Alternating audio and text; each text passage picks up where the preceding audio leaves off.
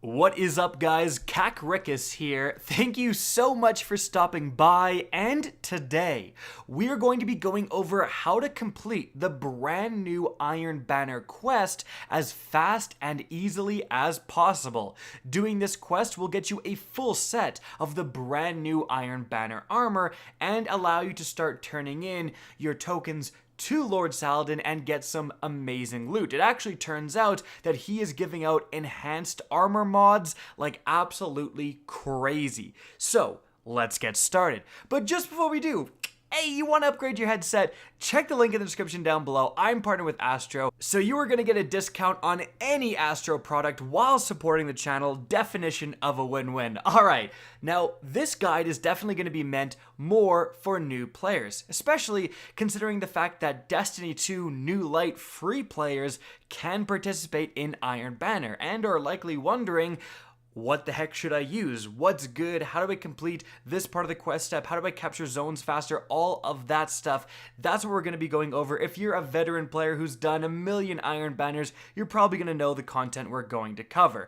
But in any event, let's start here with that first quest step. So we have opponents defeated, 0 out of 30, zones captured, 10, and super final blows, 3. That's pretty self-explanatory, but let's talk about some general tips within the Iron Banner that's going to help you complete all of these and the quest steps coming after that. Because once you accept this little quest card, it's going to keep updating and changing within your inventory and offer a bunch of more steps along the way. So, general Iron Banner stuff. Number 1, light levels are enabled in Iron Banner. So the higher light level you are going in, the more damage you're going to do to lower light level players, and the more damage you're going to take from players of a higher light level than you. So pump your light level up as much as possible before going into Iron Banner. If you still haven't done all of your powerfuls for this week, perhaps get those done first and then hop into Iron Banner near the end of the week. That's going to make your progress significantly easier than if you hop in at a low light. Also, this is something that players just forget. They take a shotgun out of the vault, they don't check its light level, and it's 750 because you forgot to infuse it. So make sure that the loadout you're going into Iron Banner with is as high of a light as possible. You may need to give up on that really high stat roll armor piece if you have another one that's 10 light levels above it, or infuse that high stat armor piece. Now, also something I want to mention to make your experience a little bit easier is to not matchmake with large groups. This is something that the hardcore players discovered right away, because if you go in with a full team of 6 people, you're basically only going to match other full teams of 6 people. So if you get your 6 New Light friends together and try to go into Iron Banner, it could end up pretty disastrous. Try to keep your team size at around 3 players, and honestly, matchmaking solo isn't the worst idea. It tends to throw in the very small groups and other solo players when you matchmake by yourself. So yes, there might be 1 or 2 people that are 963 and crapping on you, but there's only going to be 1 of them on the other team rather than a full team of 6 of them. Moving on, I want to talk about capturing zones, because that is going to keep coming up during this entire quest. As soon as the match starts, run to either A or C, depending on which side you've spawned on, and get that free capture right off the bat. You'd be surprised how many people just run for B, and that's great at all, and perhaps can create some map dominance and a little bit of a spawn trap and all that stuff, but that ain't gonna help complete this quest step.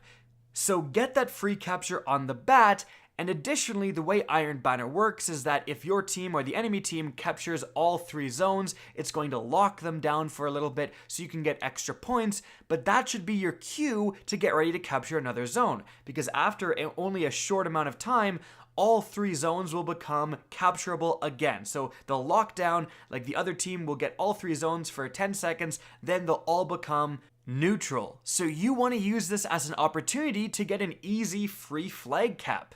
Look at where your team is spawning, go to the flag when it's still under their control and wait around like 3 seconds for the last few things to wear down, and then it becomes neutral. You get a completely free flag cap. You'd be shocked how many people, when the enemy team or your team has a power play, just goes into full kill mode and completely ignores the fact that those flags are going to be very capturable very soon. In any event, we're going to move on because your quest step is going to update once you do those 3 objectives. And now a brand new objective is going to appear. You're going to have matches completed, that's self-explanatory. Zones captured is going to increase from 10 to 20, so keep doing the tips I just mentioned. And now you're going to have pulse rifle final blows. So you're going to want to use a good pulse rifle. Which ones are good? Well, it turns out that thanks to a recent buff, the rapid fire frame archetype of pulse rifles, so the 540 RPM pulse rifles, are performing amazingly. So 2 of the best ones, the Outlast from Reckoning and Season of the Drifter, that's what I was using. It was phenomenal and shredding people, but something you may want to look out for is the Claws of the Wolf. This is another rapid fire frame pulse, but this drops from Iron Banner. So in your Iron Banner matches doing these objectives, you are randomly going to be getting potentially Claws of the Wolf. Don't delete them, keep them around because it's performing excellently right now. Now, for the newer players out there, a year 1 rapid fire that you may want to look at is the Requiem 45 from Warmind.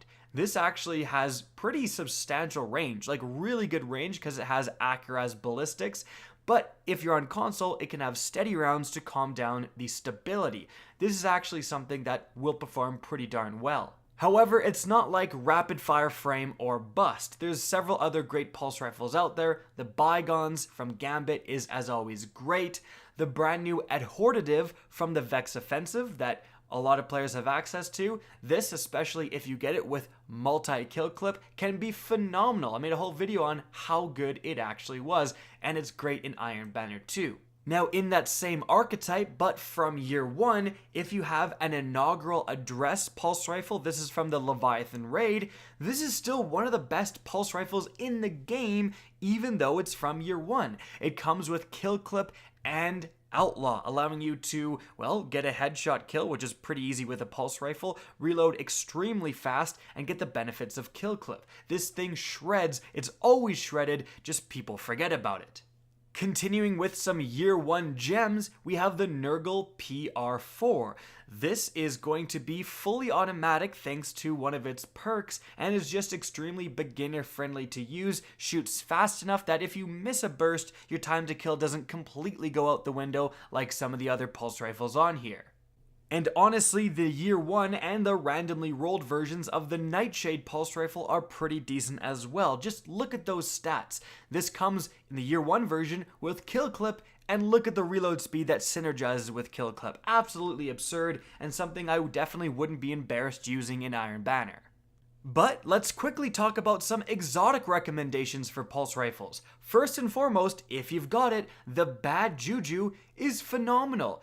Like the Nurgle, it's actually in the same archetype as the Nurgle, but this is also fully automatic and will get your super back quicker, and comes with a perk similar to Rampage where you're going to do more damage for every guy you kill. So it's truly a very, very great gun. The stats are absurd as well and can be a really beginner-friendly option to run in Iron Banner if you need pulse rifle kills. And frankly, I still low-key like the Graviton Lance. I think it's great, but this may again rely more on light level. The Bad Juju though, that's like top choice for beginning players. Okay, so moving on from there, once you get all of your pulse rifle kills, your quest step is going to update yet again. Now your zones captured are going to go from 20 to 30, so again, always be capturing those zones, always be using those tips, and then pulse rifle kills is going to be replaced with fusion rifle final blows. By the way, you're also going to have opponents defeated out of 100, but that's pretty self-explanatory. So, fusion rifles. Same question comes up. Which weapons should you be using here, especially if you're a newer player? Well, as for some great legendary options, number one is the Erentil FR4. This thing is absolutely absurd. It does drop from the gunsmith, so it's relatively easy to get in the sense that you probably have a ton of weapon parts to get loot from him, but the impact can be increased to the absolute max with liquid coils. There is a year one version of it as well, which isn't going to be too shabby and is going to work quite well, to be honest.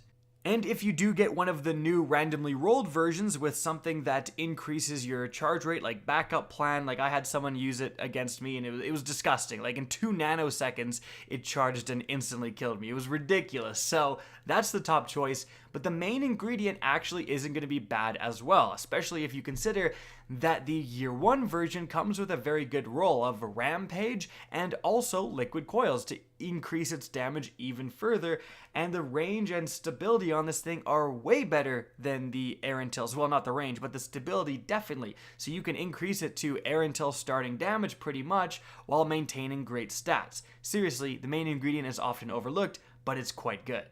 Something you're going to want to keep an eye out for as well is the Wizened Rebuke. This is the Iron Banner fusion rifle, so in the process of doing those first quest steps, getting pulse rifle kills, etc., you may have a couple of these drop, so be paying attention to the rolls and perhaps keep some around. They belong to the same archetype as the Erentil, and you can get some decent rolls on it as well, so that could perhaps do great for you. But moving on from there, we have some exotic recommendations. And number one, and this is probably going to be the easiest thing to use for slightly newer players, however you will need to have purchased Forsaken, which comes with the first annual pass to gain access to this exotic, but it is the Jotun fusion rifle. This thing is called a dad gun jokingly because it's so easy to use. It shoots out a fireball that has tracking properties. So if you see a bunch of people trying to beam you down a lane, shoot your Jotun and the fireball will likely hit one of them, especially if you're versing players who maybe aren't the best and they don't have the habit of stepping out of the way or dodging out of the way, etc. A lot of players will, you'd be surprised, just kind of stand there and take it to the chin. But in fairness to them, you can set up some scenarios where the Jotun is pretty much impossible to avoid, so it's a very beginner-friendly, very effective weapon to use. But if you don't have that, something available in New Light is going to be the Telesto fusion rifle. This thing used to absolutely dominate the Crucible. Like, this was legitimately one of the top weapons in the meta for a decent amount of time.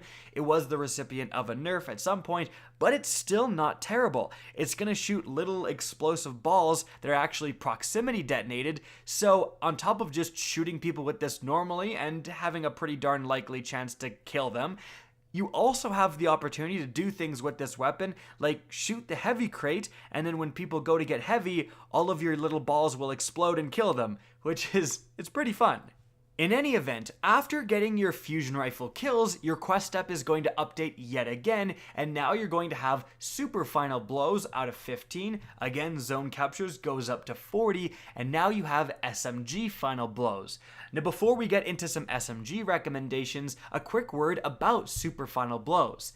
Make sure that you're changing your super to accommodate this. If you're using a Bubble Titan, that's not really going to help in super final blows, is it? Something like a Hammer Titan or the Striker Titan is going to be what you need. But keep in mind that if this isn't a quest step, or if you do complete this quest step and get the 15 super final blows, but still need to get 10 SMG final blows, why not switch off that killing super and get to a supporting super? Go to something like a Bubble, and Weapons of Light is going to increase your gun damage and help you get those SMG kills so much easier. If you're on a Warlock, put on something like the Well. Again, that's going to help you get weapon kills a lot easier. For the Hunter, switch to the Tether, because that is actually going to, if you tether 3 enemies and then kill one of them with an SMG, all of them are going to blow up and they're all going to count as SMG kills. So, depending on what quest steps you have, make sure that you're changing your super to accommodate them. Yeah, you can have a huge super kill streak with a Striker Titan, but if it doesn't count towards anything in this quest step, why use it over Bubble? In any event, let's get to SMGs. So the absolute cream of the crop, the top choice, is the Recluse. This thing is absurd, it's arguably overpowered, but it is going to be a pinnacle weapon from doing the competitive game mode. And if you're watching this video, it's a good chance you don't have this gun. Just thought I would mention it. So what are some kind of budget, new player friendly options? Well, one of them is going to be the Every Waking Moment. This is one of the new weapons from the moon. You can get it with the essences. And this is actually one of the best in slot, arguably the best in slot, 600 rounds per minute energy SMG. The 600 RPM SMGs hit a lot harder, you can use them at much further ranges, and generally they are going to be able to be used more like primaries versus some of the 900 RPM SMGs. So if you have a good Every Waking Moment, this could be a great time to break it out. Some other good options also in the energy slot, the Hero's Burden. This is another Iron Banner SMG, so keep an eye for drops when you're playing. And this has absurdly high stats. In fact, it boasts, I think, the best range for any 900 RPM SMG in the entire game. So yeah, this thing can get some very good rolls.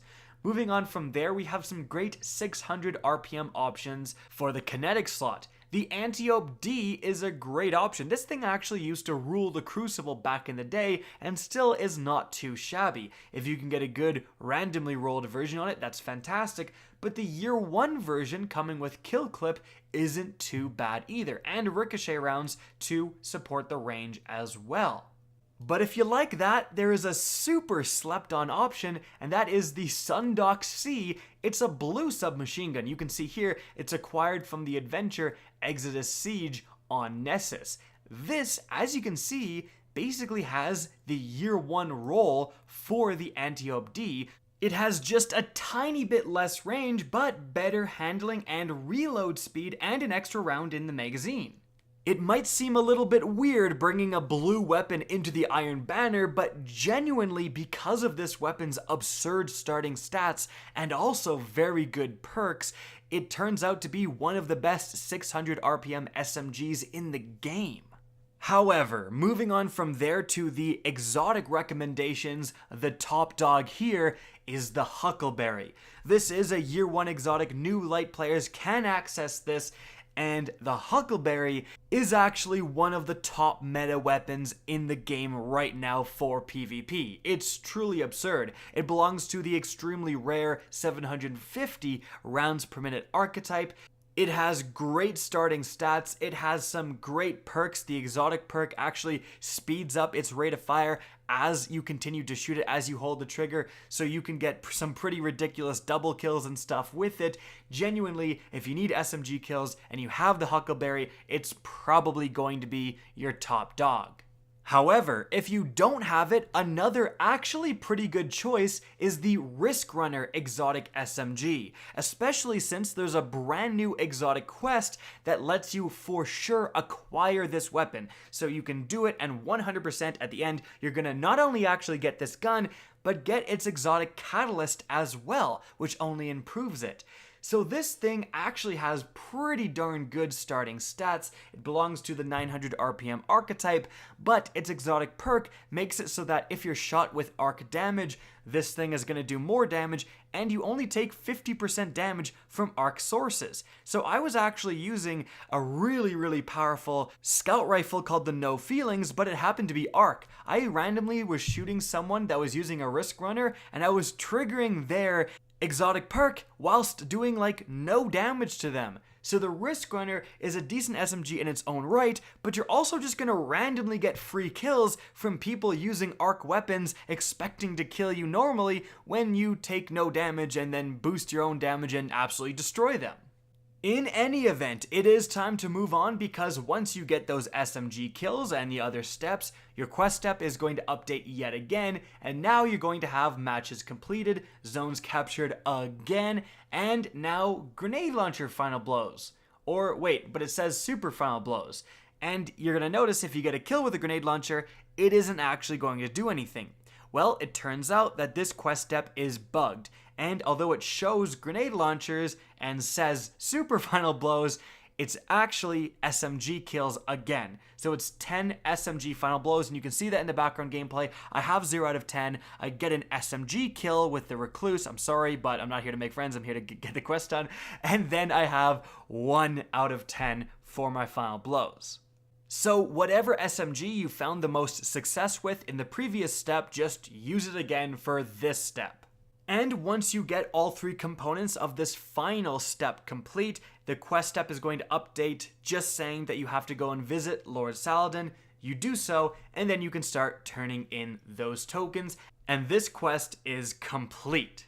And so guys, that's it for the video. I hope you enjoyed, found this informative, and if you did, please remember to help me out by simply rating and especially sharing this video.